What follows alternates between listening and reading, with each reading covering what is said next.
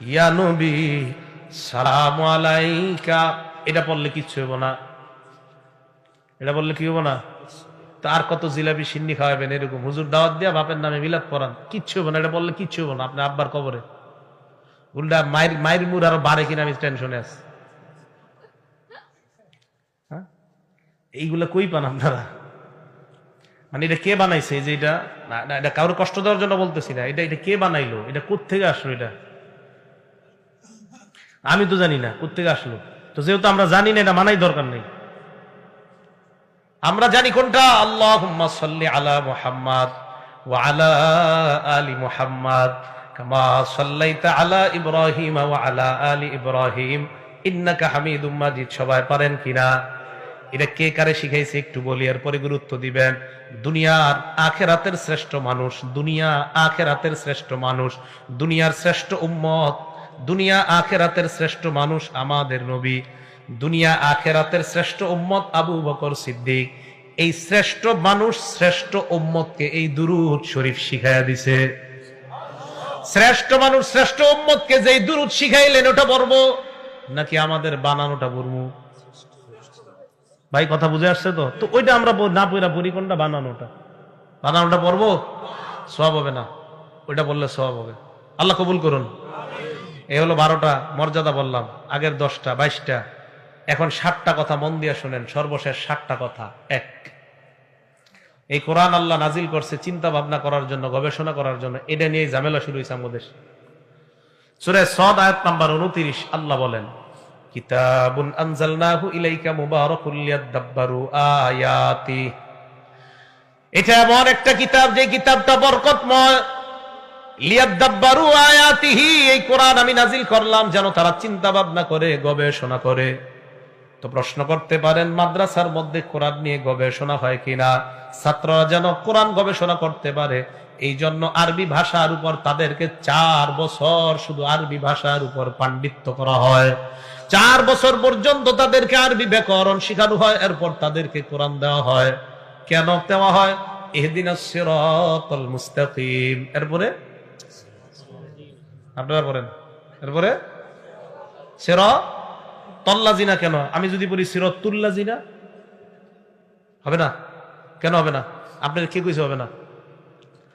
সাধারণ পাবলিক যে কইলেন হবে না, কেন হবে না? আপনার কে সাহস দিল আমার ভুল ধরার? কে কইছে অর্থ পাল্টাইছে? অর্থ পাল্টাইব না, অর্থ ঠিকই থাকবো। তু পেশ, তি জের, ত জবর। জবর দিমু, পেশ দিমু না কেন? জের দিমু না কেন? জবরই দিতে হইব কেন? এই কেন দিতে হইব? কমি মাদ্রাসারে এই 4 বছর শিখানো হয়, কেন জবর দিবা? এইখানে কথা বলতে সাবধান, লাগাম টানো। 4 বছর শুধু শিখানো হয়, কেন সিরাত তয়ের উপর জবর হবে, জের হবে না কেন? পেশ হবে না কেন?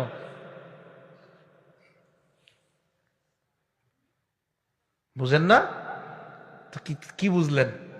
4 বছর শুধু তার আপনি কোরআনের সব আয়াতের জের জবর উঠায় দেন। কওমি মাদ্রাসার আলেম মাওলানা যে হয়েছে তাকে লাগায় দেন জের জবর লাগানোর জন্য, বাস একের পর এক লাগিয়ে দিবে আরবি ব্যাকরণ অনুযায়ী। সুবহানাল্লাহ। আপনি সেখানে কথা বলতে গিয়েছেন। তো বলছিলাম, কথা বলার আগে জেনে শুনে বলতে হবে। তো সিরাত কোরআনের মধ্যে আছে, কাযযাবাত সামুদুল মুরসালিন। সামুদ জাতি রসুলদেরকে অস্বীকার করেছে। সামুদ জাতির রসুল হলো একজন সালেহ নবী। আল্লাহ কোরআনে বললেন সামুদ জাতি রসুলদেরকে অস্বীকার করছে।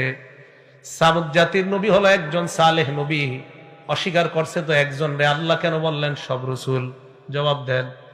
তারা অস্বীকার করছে এক রসুল, আল্লাহ কয় সব রসুল। কাযযাবাত আদুনিল মুরসালিন, আদ জাতি অস্বীকার করছে সকল রসুলকে। আমরা জানি আদ জাতির রসুল হলো একজন হুদ আলাইহিস সালাতু ওয়াস সালাম। আল্লাহ কয় অস্বীকার করছে তারা সব রাসূলকে। জবাব দেন। এটারে কয় কোরআন। তো এটা কি হুজুর? এটার জবাব আছে। রাসূল অস্বীকার করলো একজন, আল্লাহ কয় সবাইরে অস্বীকার করছে। কথা কাড্ডা সত্য, আল্লাহটাই সত্য, কিন্তু বুঝে তো আসে না। বুঝে আসবে কখন? কোরআন যখন বুঝবেন। আর না বুঝবেন তখন আগে পরে না পড়া যখন মিম্বরে বসবেন, বসার পরে আপনি এমন ভুল করবেন যে ভুলের কারণে সারা জীবন খালি পস্তাবেন। কিভাবে? আপনাদের এই এলাকার মসজিদে আমার ইমাম হিসাবে নিয়োগ দিলেন আমাকে।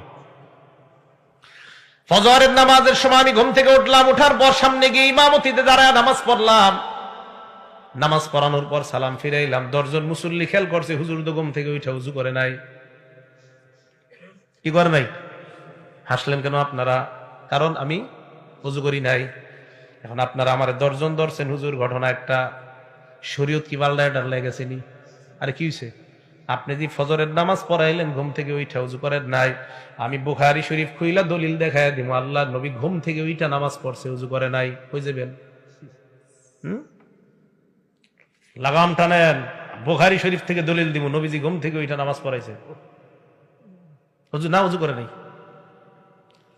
হ্যাঁ, হাদিসে আসছে নাক ডাইকা ঘুমায়া উইঠার পরে নামাজ পড়াইছে। তো নাক ডাকলে কি আমগো উজু থাকে? আরে নাক ডাকলে ঘুম হয় কিনা? এরকম ঘুম থেকে উইঠা নামাজ পড়াইছে উজু ছাড়া। কোন? আমিও পড়াইছি, দলিল আছে বুখারী শরীফের। কেন আমার ইমামতি খাইবেন? দলিল তো আছে। এখন ঘটনা হলো কি, পণ্ডিত করে আমি শুধু এই হাদিসটা পড়ে এসে আপনাকে সামনে ভাব মারাইতেছি, আগে পরের কোনো হাদিস আর পড়ি নাই।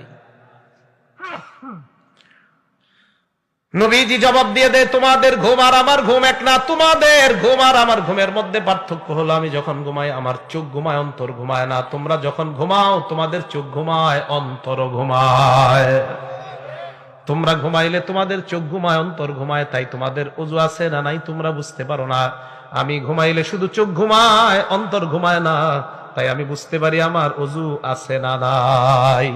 এই জন্য তোমাদের ওযু করা লাগে, কারণ তোমাদের জানা নাই ওযু আছে না নাই। আমার ওযু না থাকলেও আমি বুঝতে পারি, কারণ আমার অন্তর জাগ্রত।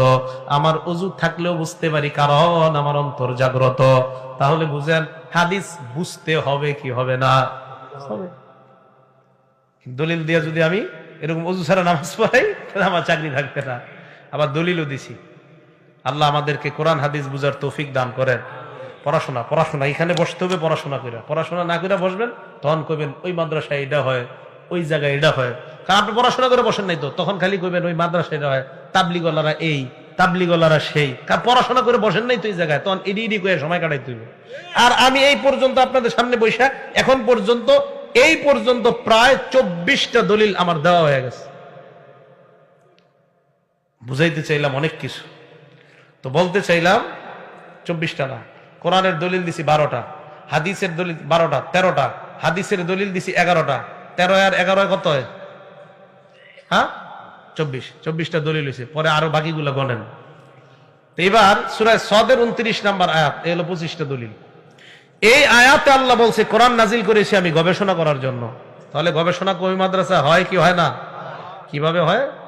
4 বছর 5 বছর তাদেরকে পণ্ডিত বানায় কোরআন দেয়। এবার কোরআনের পুরা 30 পারার অনুবাদ পড়ে, অনুবাদ পড়ার পর একটু যখন বড় হয় এরপর তাদেরকে জালালাইন নামে একটা কিতাব দেওয়া হয়। জালালাইন পুরাটা আরবি কিতাব। কোরআনের অনুবাদ বাংলায় না জালালাইন। কোরআনের আয়াত আরবি, আয়াতের ব্যাখ্যাও আরবি। যেমন আছে ওয়ায়াকুলুনা মাতা হাযাল ওয়াদু, এই মাতা হাযাল ওয়াদুর ব্যাখ্যা হলো মাতা ওয়াদুল হাসরি। কোন তো কি কইছি? কিছুই বুঝেন নাই। এটাই তো মাতা হাযাল ওয়াদু 29 নাম্বার পারার 3 নাম্বার পৃষ্ঠা। এই মাতা হাযাল ওয়াদুর ব্যাখ্যা তাফসীরে জালালাইন ওয়ালা করছে ওয়াদুল হাসরি। তো ওয়াদুল হাসরি মানে কি? কিছুই বুঝেন নাই।